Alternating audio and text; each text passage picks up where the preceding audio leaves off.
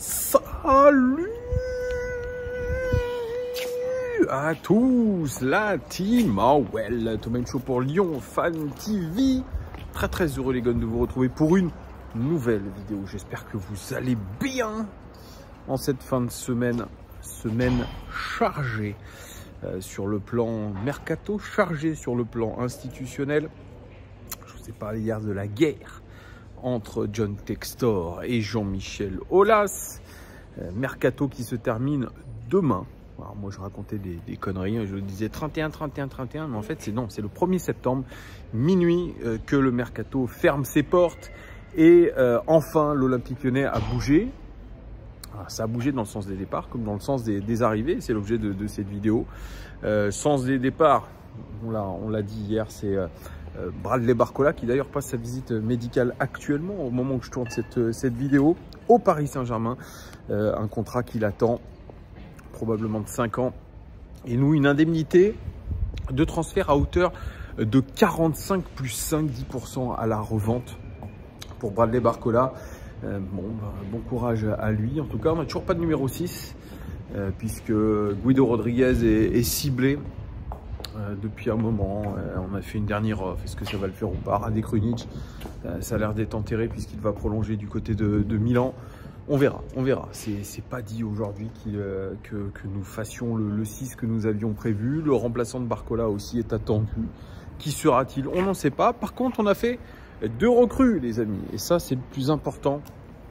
Une recrue qui était attendue déjà depuis très longtemps, puisque c'est Ernest Nuamah, l'international ghanéen de 19 ans, qui est à Lyon déjà depuis quasiment une semaine, qui était à Lyon depuis une semaine quasiment, et qui avait signé son contrat, mais des problèmes de visa selon John Textor, des problèmes aussi peut-être de finalisation de dossier avec le gel des comptes de l'Olympique Lyonnais. Ça a pu aussi rentrer dans la danse, des problèmes voilà, de liquidité aussi pour pouvoir clôturer ce transfert avec le club danois de Nordsjælland. C'est fait, mais c'est fait avec un petit peu un montage financier particulier.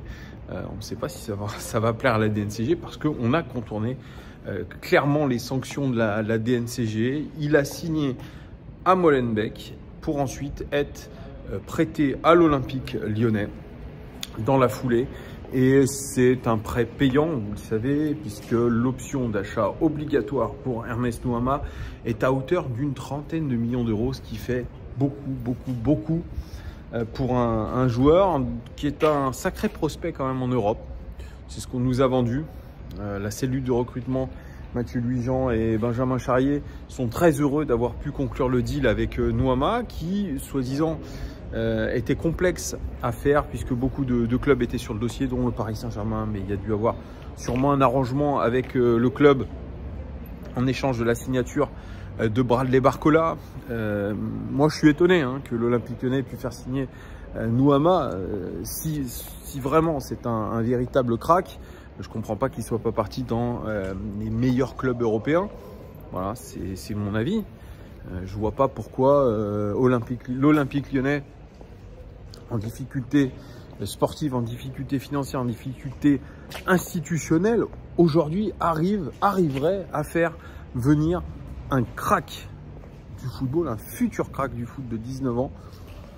C'est quelque chose qui m'interroge, surtout pour la somme demandée avec l'option d'achat obligatoire. Ça a intérêt à cartonner, ça a intérêt à valoir le coup, parce que l'idée de l'OL, c'est ensuite de le revendre à un prix démentiel. Je pense que c'est surtout ça. On a déjà très bien vendu. Bradley Barcola, c'est très bien vendu. 50 millions pour un joueur qui a 26 matchs en Ligue 1, 6 mois de haut niveau. C'est extrêmement bien vendu. Franchement, je ne vais pas vous mentir. C'est vendu le prix fort. C'est vendu le prix qu'on attendait, qu'on n'attendait pas surtout.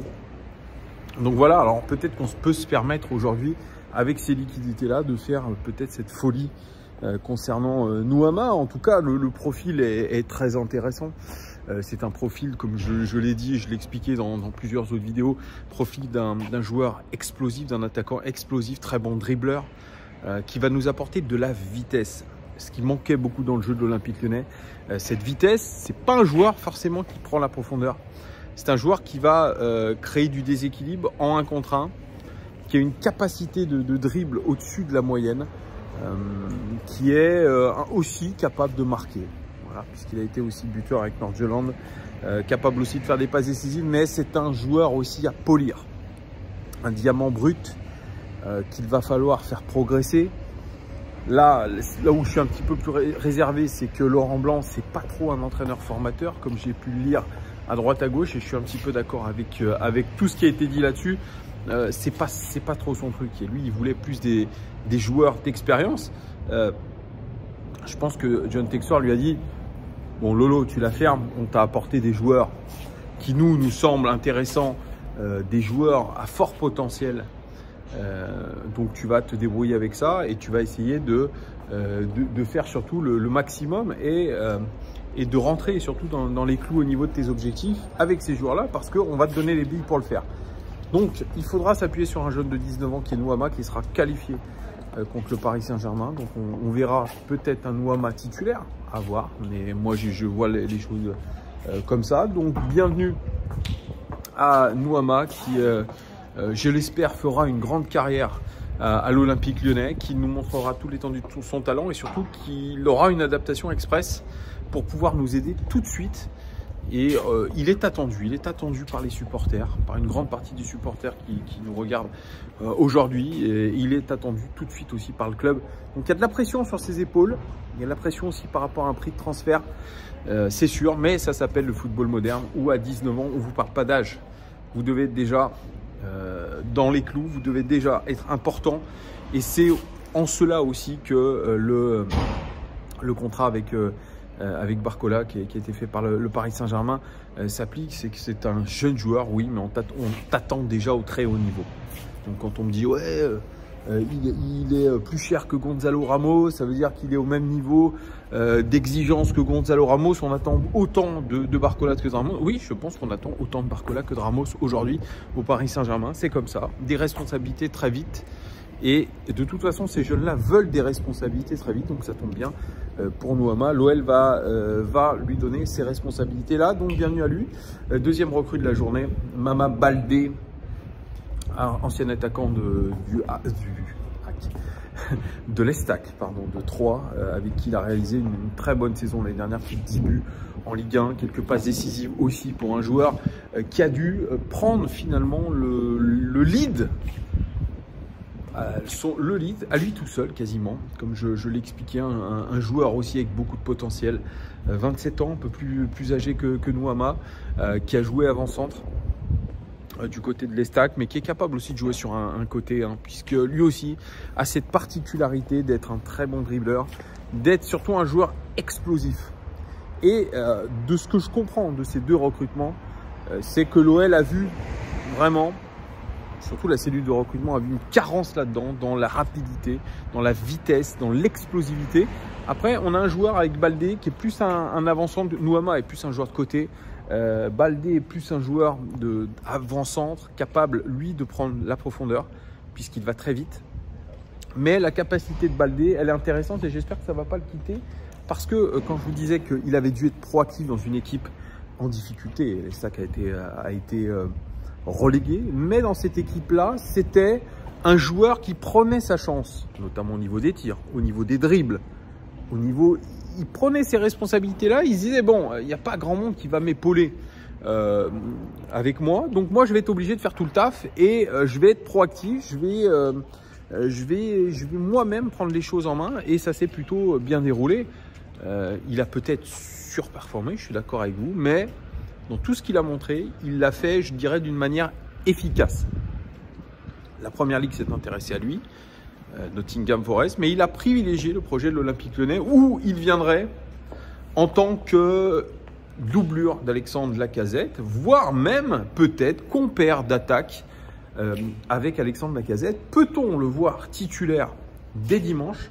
C'est une possibilité d'avoir non seulement Nuama sur le terrain et Baldé titulaire. Moi, je serai en tout cas Laurent Blanc. Je mets tout de suite mes deux armes dans la bataille. C'est comme ça. Il n'y a plus de temps. Le temps, il est irrattrapable. Je ne veux pas faire de la philosophie. On n'a pas le temps. Dans le foot, on n'a pas le temps. Dans la vie en général, on n'a pas le temps. Ce que vous n'avez pas fait, vous ne l'avez pas fait. Il faut prendre des risques. C'est ce qu'on a fait sur ce mercato. On prend des risques. On essaie d'être malin. Mais maintenant, sur le terrain, il faut prendre tous les risques pour essayer de revenir dans la course. Parce que pour l'instant, ce qui nous guette, c'est plutôt une descente en Ligue 2. C'est plutôt un chaos. Ça ne va pas être facile parce qu'en coulisses, forcément, ça bataille et ça rejaillit un petit peu sur les troupes. Et il y a certains, c'est vrai, avec le départ notamment de Lukeba et de Barcola, qui doivent se sentir un petit peu lésés dans le groupe. Je voyais de l'article de l'équipe en disant il y en a ils se sentent jaloux, d'autres qui se sentent désabusés. Oui, bah c'est normal, il y en a qui voulaient partir, quitter le navire et on leur a un petit peu fermé les portes où ils n'ont pas eu des opportunités concrètes. Donc forcément, ça peut rejaillir sur le groupe, sauf que maintenant il faut faire preuve d'unité et c'est là où Laurent Blanc aura un énorme travail. C'est un travail d'unité, un travail de sens commun. Projet commun plutôt, aller dans une même direction. Pour l'instant, ça n'a pas été le cas, je le répète, mais ne sait-on jamais. On aura le temps d'en reparler. En tout cas, il y aura une conférence de presse demain de Laurent Blanc. Alors moi, c'est ce qui est très étonnant avec la nouvelle direction, c'est qu'on n'a plus de conférence de presse de présentation des joueurs. Pourquoi, comment, j'en sais rien. Peut-être qu'il y aura une conférence de presse globale avec toutes les recrues, mais c'est dommage. C'est dommage qu'on n'ait pas tout ça, qu'on n'ait que des annonces sur les réseaux sociaux. Voilà ce que je pouvais vous dire. Donc, bienvenue à Ernest Nuama, bienvenue à Mama Baldé. J'espère que vous performerez avec nous, que vous allez nous apporter quelque chose de plus et surtout nous aider à repartir de l'avant parce que c'est important. On espère en tant que supporter que tout ça va très bien se passer et on espère un petit peu plus d'optimisme. Voilà, n'hésitez pas à commenter cette vidéo, me dire ce que vous pensez des recrutements de Nuama et de Baldé. Et je vous dis à très vite les gars. Ciao, merci beaucoup.